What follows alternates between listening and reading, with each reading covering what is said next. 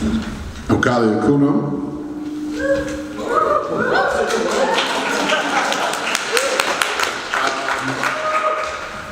Today, mostly I'll be speaking in the capacity of an emerging formation, the Red Path Organizing Collective, which is beginning to develop primarily in Jackson, but I'm also representing Cooperation Jackson.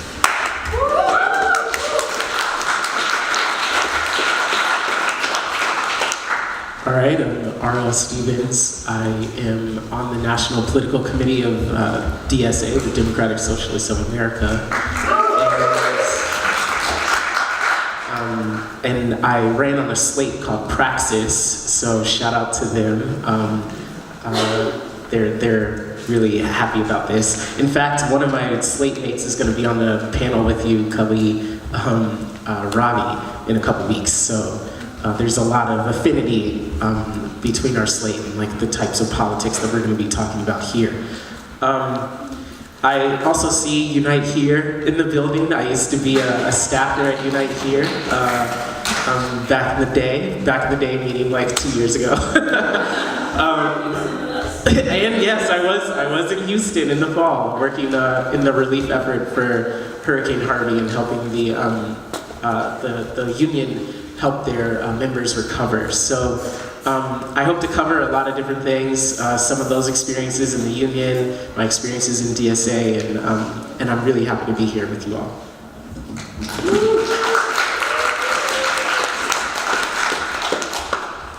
Thanks, RL. So I'm going to have you start, and can I ask both of you, but what is base building, and how does it differ from conventional activism?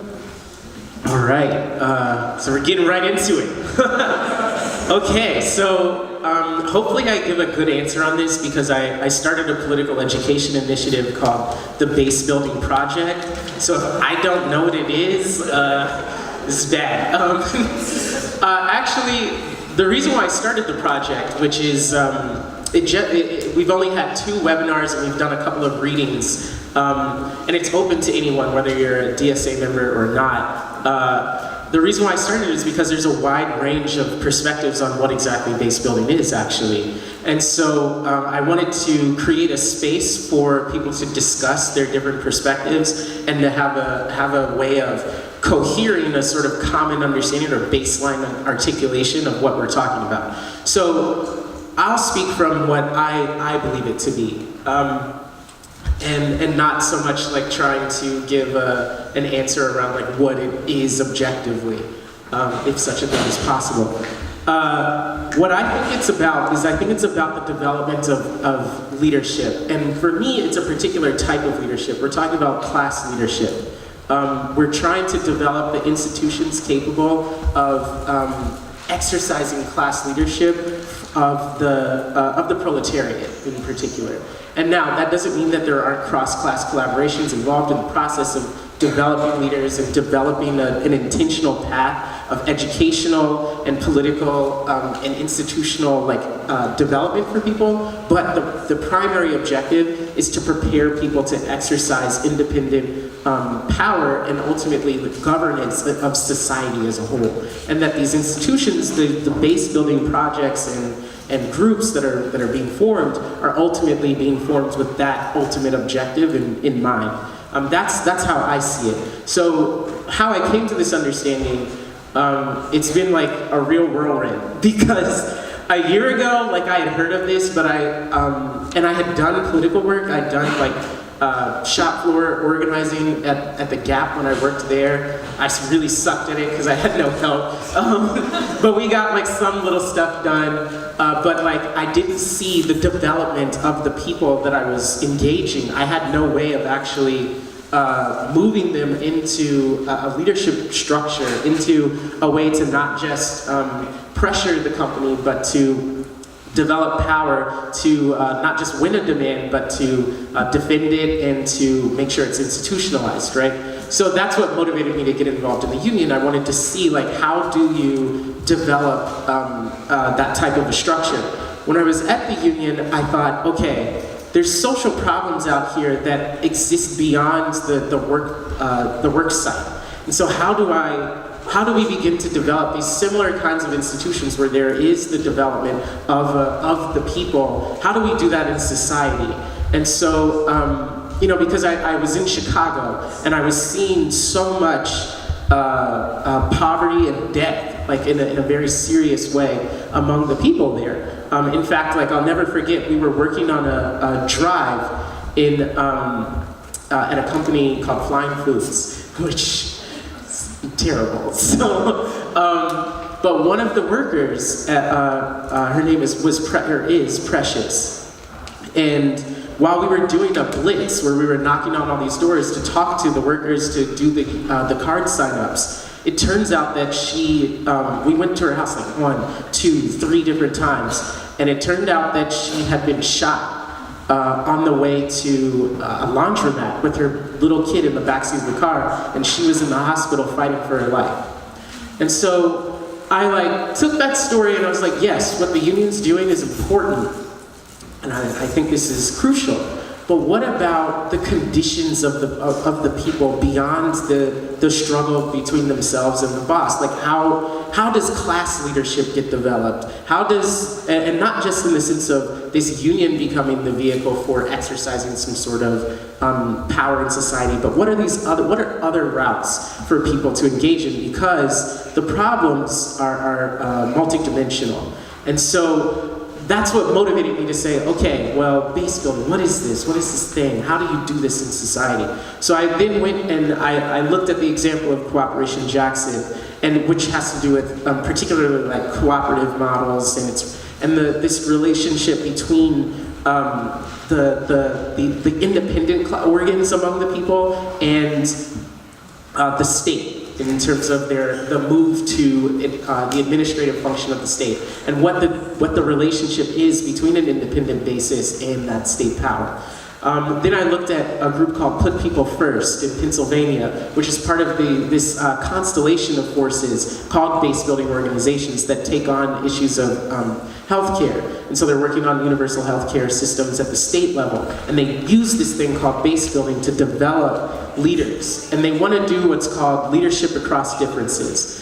And so this is like a characteristic part of like what base building in terms of trying to develop class leadership, what that looks like in a mechanical sense. That was the first time I really got exposed to it. So leadership across differences is expressed in this sense. There are social divisions in society that are part and parcel to the reproduction of class rule. And so what they're trying to do is they're trying to lead people across those divisions and create reciprocal relations as they attempt to develop these institutional organs, independent organs that can exercise power for everyday people. So in Put People First, they want to develop organizing committees in every county in Pennsylvania. So what happened, they invited me to go to their state convention. So at their state convention, you would think most left people have their conventions in big cities, like it would be in Philadelphia or Pittsburgh or something. Well, in this case, it was actually in this place called Somerset, which is like 2 hours outside of Pittsburgh. Now, the thing about this is, I don't know if you all heard of this town called Johnstown, which the New York Times wrote an article about Johnstown. And they were like, Johnstown, Pennsylvania is a bunch of bumpkin racists who were just stupid, and that was what the article said, right? And so the reason why this article came out was to blame these people for Trump being elected. And so this social division between like this rural area and the so-called like cosmopolitan, well-to-do types is like part of this social division that prevents the people from coming together to develop that class leadership, to develop these institutions that are capable of challenging bourgeois power, right? So why they had the meeting in Somerset was an attempt to actually move across that social division, that rural and urban divide, and to ensure that the people could develop these reciprocal leadership relationships where it wasn't just where rural people weren't just subjugated or an afterthought, but instead were actually foundational or elemental to the creation of the vehicle. So I say all of that, and in closing, I say all of that to say that these are examples of how independence and the development of leadership, both in the sense of not just individuals, but ultimately like the class. And so you have to hit on these key divisions. You have to develop the people in a way where the process of actually developing power is just as important as whatever policy objectives you're trying to achieve. In fact, I'd argue it's more important. And that base building is the means through which you begin to try to develop the class leadership, the dictatorship of the people ultimately in society, right? And that it's not about building the left, it's about building the people. That's what you're trying to do, and you're trying to do it in a systematic way that creates institutional power for people in their everyday lives to be able to take control and to ultimately, like I said, create these forces that can lead society as a whole.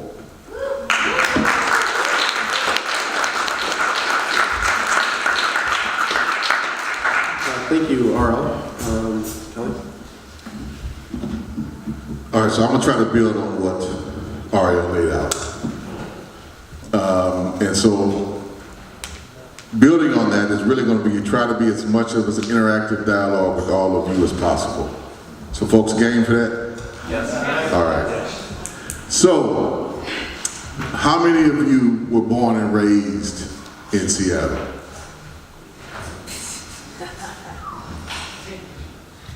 How many of you were born and raised somewhere in Washington?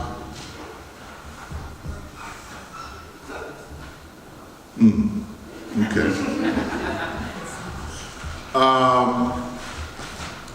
In the communities where you live, however long you live there, do you have relationships with your neighbors? Direct relationships with your neighbors? Know them by name, know their kids, know their cats, know their dogs?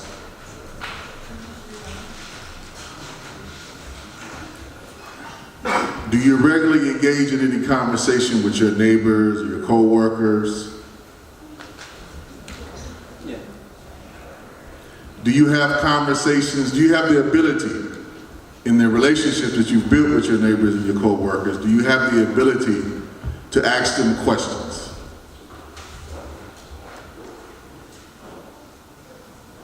Do you have the ability to push them?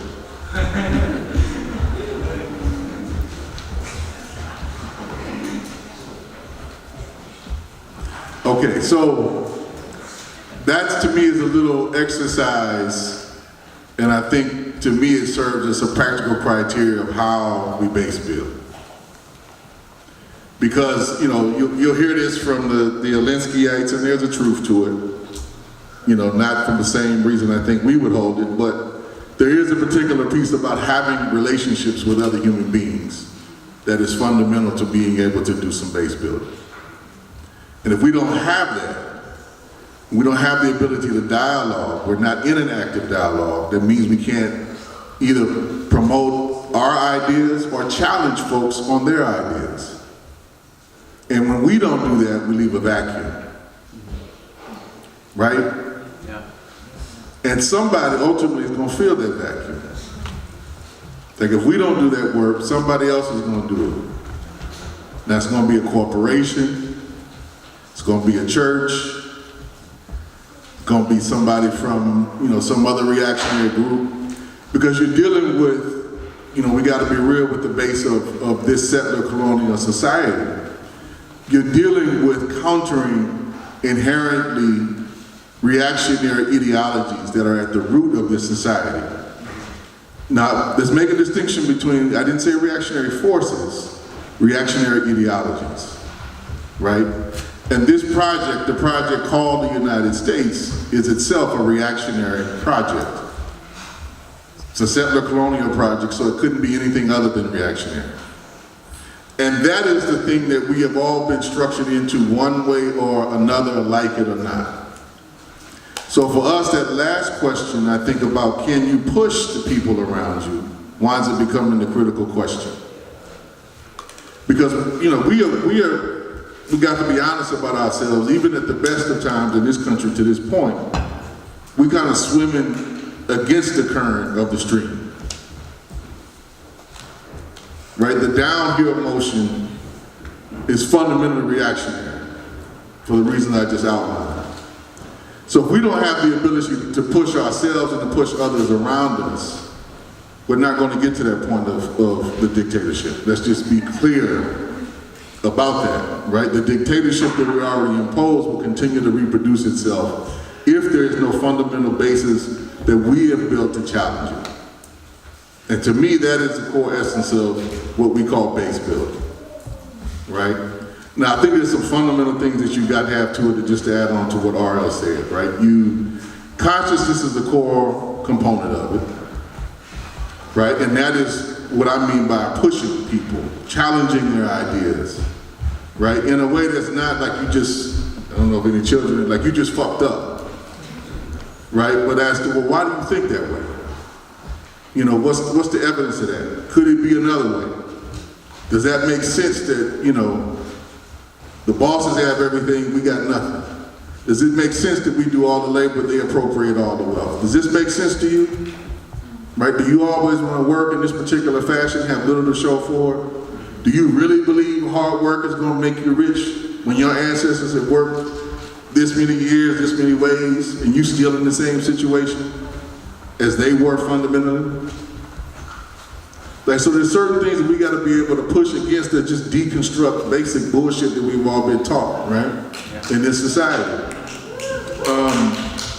But we got to do it in a way based upon people having a certain level of trust and engagement with us, right? If folks don't trust you on a certain level, they're not going to engage with you. And it can't be that you're always challenging every single thing that they do. You know, in time you can, but not off the top. You know what I mean? But not necessarily off the top. Like there's a certain amount of patience that we have to have with other members of the class and other members in press communities. And to expect, I think one of the things I see, at least in our work, with some of the younger generation, there's this expectation almost that the people who come into the work have to be perfect. That will get us nowhere. Right? To paraphrase the old Malcolm, all of y'all was Negroes at some point in time. Right? All of us were. You know, some ways backwards, to use that old language.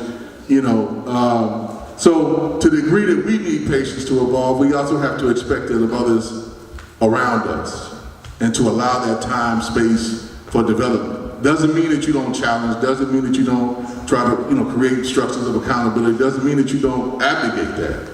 But how you do it and the way you do it, that people believe that you actually support me and you standing with me in solidarity is different than condemning folks for doing certain things that we may not like or we think are, you know, inherently reactionary. Because I think, at least what I've learned in some hard ways, you know, just in the couple of years I've been around Jackson, you know, Jackson is one of these places, just so folks know the context and to bring it home. Politically, in its own context, it is a very progressive place. It's not revolutionary, but a very progressive place. But socially, most of the structures are very, very conservative in the black community and very, very dominant by a reactionary Christian doctrine. Like the dominant Christian doctrine, there's still a tinge of the old social gospel that's in Jackson, because you can't exist with that much very obvious and open white supremacy barraging you all the time and not have some element of the social gospel. But the dominant thing that's taught in most of the churches any given Sunday, particularly this Sunday, is what's called prosperity gospel. Right? It's black preachers telling people, you know, Jesus wanted you to be rich. And, you know, you should pursue being rich. And you can pursue being rich through all these different pyramid schemes and everything else they got. But it's a driving force in the ideology that is inspiring people's aspiration away from their actual class position towards petty bourgeois or outright bourgeois aspirations. But that's something that we have to contend with, right? So I can't go, and I do from time to time, I'm forced to kind of go to church to do some outreach and stuff. But I can't go in there, I'll be sitting there sometimes like, woof, okay. I can't believe I heard what I just heard. You know, but still have to be respectful when I get up and find polite ways in my context to challenge what I've heard in their house. And when they say it's their house, those pastors mean it, it's their house. So you have to find particular ways of doing that by building relationships, right? That's a key thing to learn about what I want to move and how I want to try to move folks over time. Not thinking that I'm going to walk in there and just totally change this congregation's ideas overnight. Not going to happen. But can I move them to take certain positions that actually challenge some of the things that are undergirding and underlying what they're being kind of force-fed to a certain extent. But also there's a piece of understanding why that ideology is so prominent and so prevalent. Like, what's the aspiration below it? So again, using the context in our example, where roughly 50% of the population is underemployed or unemployed, like just straight up unemployed. Like, that's the reality in Jackson. And when folks have been poor so long in the midst of so much perpetrated opulence, I understand, like, yo, I want the nice car, I want the nice house. So rather than outright just saying like, oh, that's wrong, is to get to the point, well, can we produce enough by changing the way the production is made, who owns it, who controls it, that we all have enough of what we need. So it's not denying that aspiration, but it's a way of saying, you know, just having a Mercedes-Benz is not going to liberate you, and it may not necessarily, you know, the end result what we want, you know, because of environmental change, but like, I'm not going to just outright say, no, you can't, or this is bad, but a way of patiently challenging and getting people to question, right? Now, on top of that, just to kind of wrap this particular piece up, another core element to it is, in terms of developing people's consciousness, we also have to create vehicles by which to challenge the consciousness in a way that people can take action. That's where the organizing comes in. And for that, we actually have to still be in relationships where we can ascertain each other's existing capacities. Like, what do you have the skill to do? And if I call on you to exercise that skill, you know, can we put it in proportion to what is needed to accomplish whatever social, political task we might have? Like, that's a critical key to organizing, I think, is sometimes overlooked, right? What do the people actually already know how to do? And then there's this kind of a needs assessment piece that we have to figure out, what do we need to learn how to do in order to govern society? And having that very clearly is our end goal, which requires all of us to do a great deal of learning, not just the folks who are supposedly coming into a spot with knowledge or information, right? Because we all have a lot to do, and I think we have to look at the organizing in that particular way, at least the organizations that we're trying to build to be able to actually exercise power. Then the last piece, I think, is to base building is program. Like concrete things that we are engaged in that are going to actually advance our interests and build up our side of the equation, our side of the force. Because, you know, people just don't eat ideology. It's not what happens. Like, we actually got to produce some bread, we actually got to produce some housing, we actually got to produce the things that people need. And we have to take that on, I think, as communists, to understand our relationship in the actual act of producing and not be devoid of that and just engage our task purely from an ideological perspective. Like, there's a side of this that if we're trying to reach communism at a higher stage of civilization, we can't leave the productive side of the equation totally to the capitalists. Like, there's no way we can surrender that motion, and I think a lot of our articulation of things, at least in the late 20th century, just kind of say, well, we'll just seize what they have and that'll be sufficient. We know that's not true anymore. We know that's not true anymore. We can get into that later. But I'm gonna end there and just, you know, we have some more dialogue and discussion.